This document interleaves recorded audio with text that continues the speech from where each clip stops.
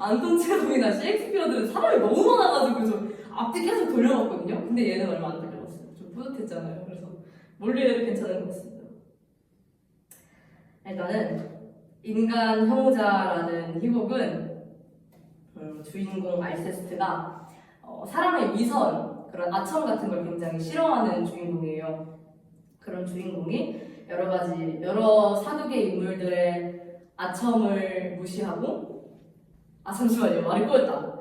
이런 성향을 가진 알세스트가 위선적인 셀리맨을 사랑하는데, 이제 셀리맨이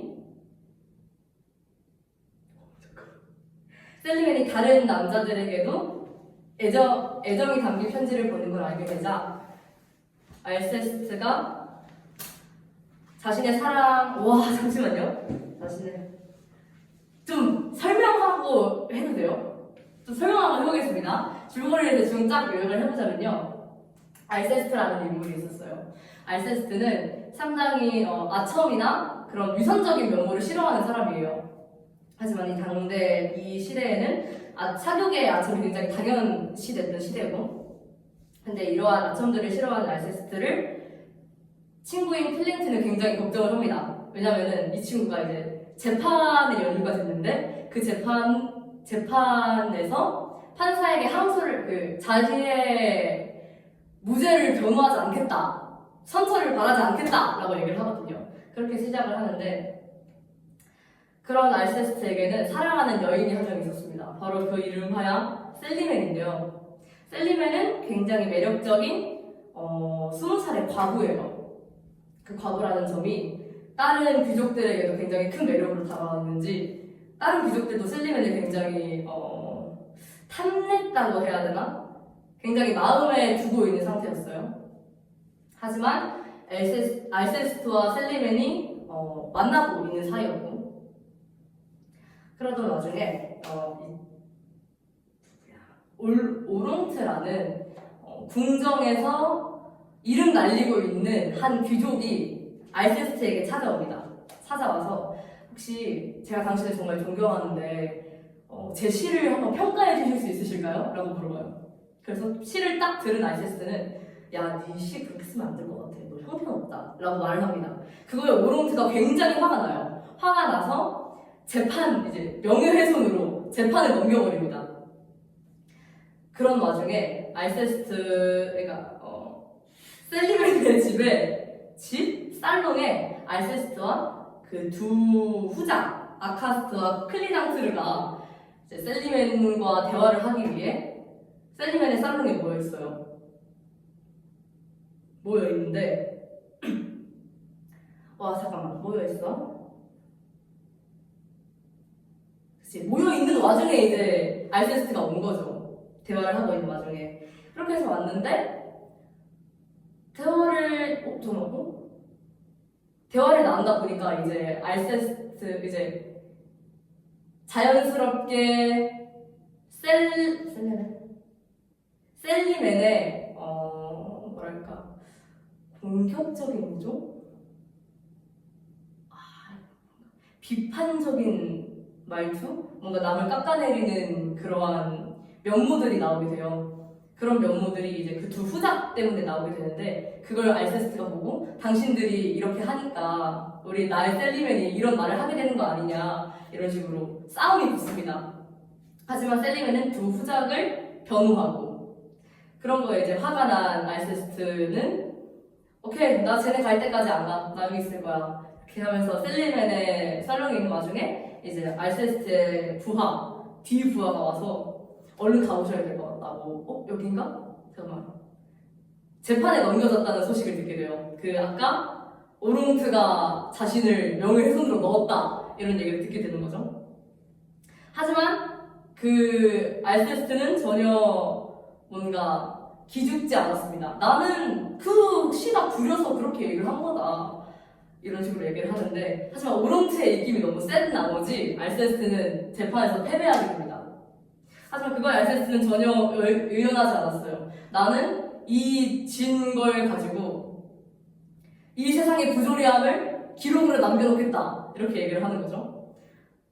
그러던 와중에 그러고 나서 이제 셀리맨이 두 후작이랑 다른 여러 남자들에게 그 전에 알세스와 오롱드가 셀리맨의 집에 와서 서로 누가 나를 사랑해요, 저 사람을 사랑해요 이러면서 서로 언쟁을 하고 있는 와중에 두 후작이 와서 야 근데 셀리맨 쟤 나한테도 연애 편지 보내고 얘한테도 연애 편지 보내더라 이러면서 이제 셀리맨의 애정 행각들을 폭로합니다.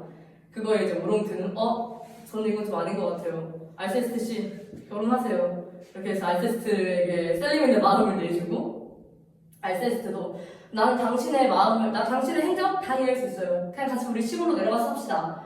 라고 하지만 우리의 셀리맨은 죄송한데 전 되게 젊고 이렇게 유창한 여자가 제가 왜 당신네 시골에 처박혀 있어야 하죠? 라고 하면서 그건 싫어요. 라고 이제 거절을 하게 되고 알세스트가 오케이 그럼 나도 너 안 만날 거예요.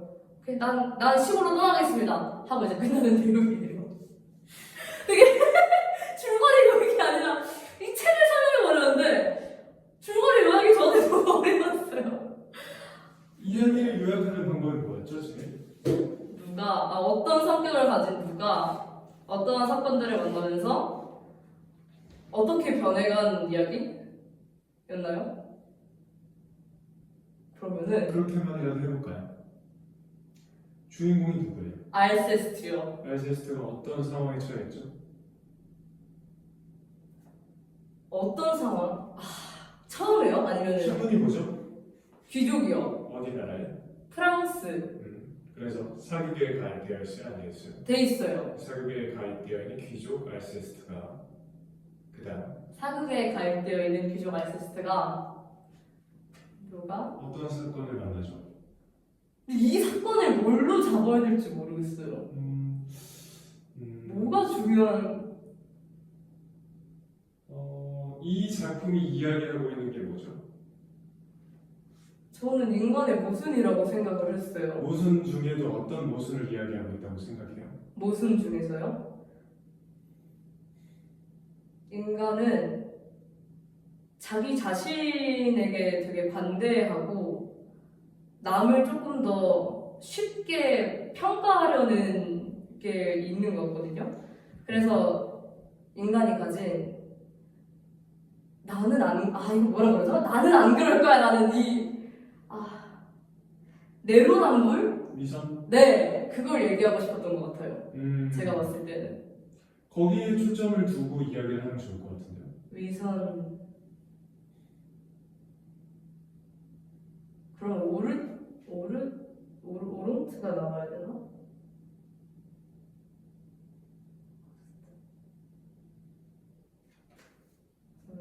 프랑스 귀족 사극에 가입되어 있는 프랑스 귀족 사극에 가입되어 있는 알세스트는 위선과 위선적이고 남들에게 보여주기식의 귀족의 태도를 매우 싫어하는 성격을 가졌다.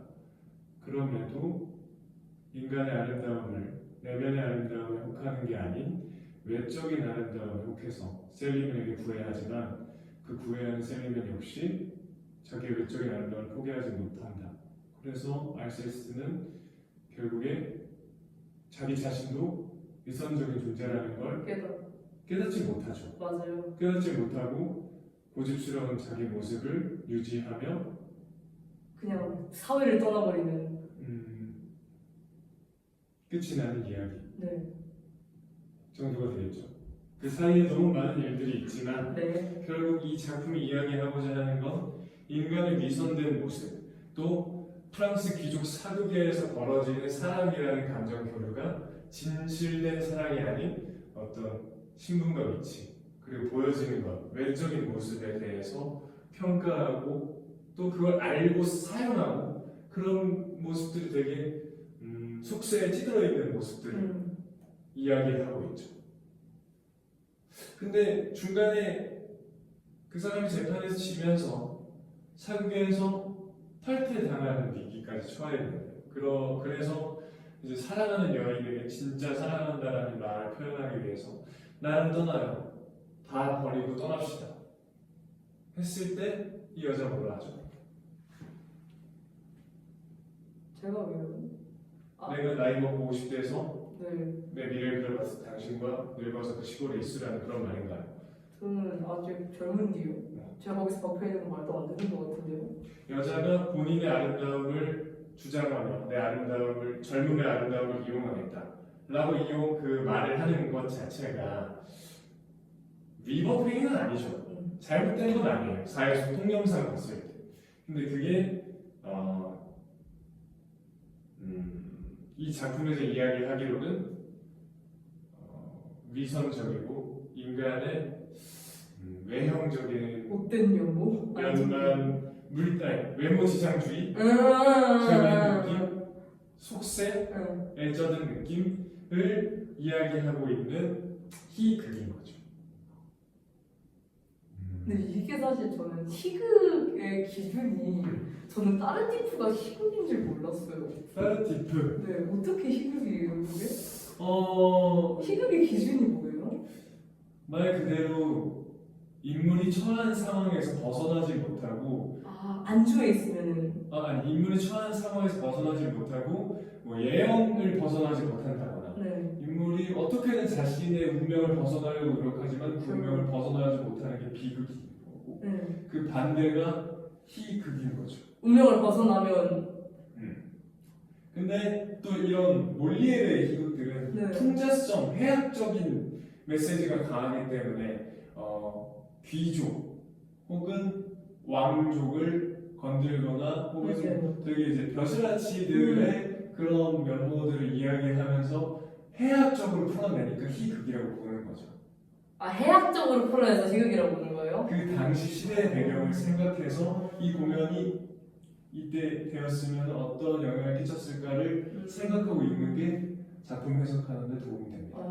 그래서 사회적 배경을 공부해야 되는 거고 몰리에르라는 사람을 공부해야 되는 거고 다른 작품도 마찬가지고 파네 아저씨도 그때 당시 러시아가 자본론에 매우 맞아요. 취약한 상태였고 자본 가치가 떨어지고 일을 안 하고 계급 사회는 막 없어지고 있는 추세이고 뭐 인플레이션이 생겨서 물가 가치는 상승하고 그러다 보니 뭐 과거의 귀족과 과거에 농노였던 사람들의 신분이 같은데 일을 하는 사람은 계속 일을 하고 일을 안 하는 사람은 일을 안 하죠. 그러다 보니 이제 어떤 생기는 갈등들을 사실주의적으로 풀어서 무대에 올려놓고 우린 일을 해야 된다. 삼촌 우린 일을 해야 돼요. 뭐 앞날이 깜깜할지언정 우린 일을 해야 됩니다. 사람이 일을 해야지. 혹은 뭐 또 그 귀족과 노비 출신의 대립 서로의 고부 갈등, 마음의 갈등, 뭐 관계들 이런 것들을 이야기하고 있잖아요. 그래서 배우는 끊임없이 공부해야 돼요. 끊임없이. 강조하시는 거예요? 끊임없이 공부를 해야죠. 이번에 스카펜이라는 공연을 했었는데 오! 들어봤어요. 어디서 들어봤지? 명동에서 네. 스카펜이 간게 그것도 몰리에르 작품이죠. 쌤이 얘기하셨었다. 그래요? 네. 볼 수 있었으면 참 좋았을 텐데. 쌤 보러 갔다 오셨다고 했던 것 같아요. 저는 보고 싶었는데 못 봤어요. 진짜요? 스카펜이 너무 보고 싶었는데 이번에 못 봤어요. 이번에 도예요? 저번에도 한 번 했었거든요. 일정이 맞지 않아요. 그러하다. 스카페 재밌어요, 그거? 너무 재밌다는데. 그래요? 너무 훌륭한 공연. 그것도 휴고 숫자 제가 찍는 거 해볼까? 서울예대 교수님 중에 아주 유명하신 분이 계시다는데 임 교수님으로 알고 있는데 정확한 성함을 몰라서 그분이 연출을 하셨고 그분이 교수님 잘 만드셨다고 스카펜 들었어요. 희곡 찍먹해볼게요. 어느 장면이 인상적이었나요, 지금? 근데 이게 좀 웃긴 할 수도 있는데 저 사실 희곡을 읽으면서 설렌다 이런 감정 한 번도 못 느껴봤거든요. 근데 중간에 누구였냐 그 친구 누구죠?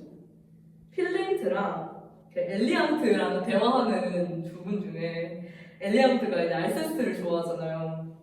근데 이제 필링트가 그 사람에 대한 당신의 마음 알고 있다. 근데 만약에 그 알세스트가 당신의 마음을 받아주지 않으면 그럼 그 당신의 마음을 혹시 내가 받아도 되겠냐라고 말하는 장면에서 오 얘 봐라? 약간 이런 생각이 들었어요. 그래서 좀 인상이 남았고요.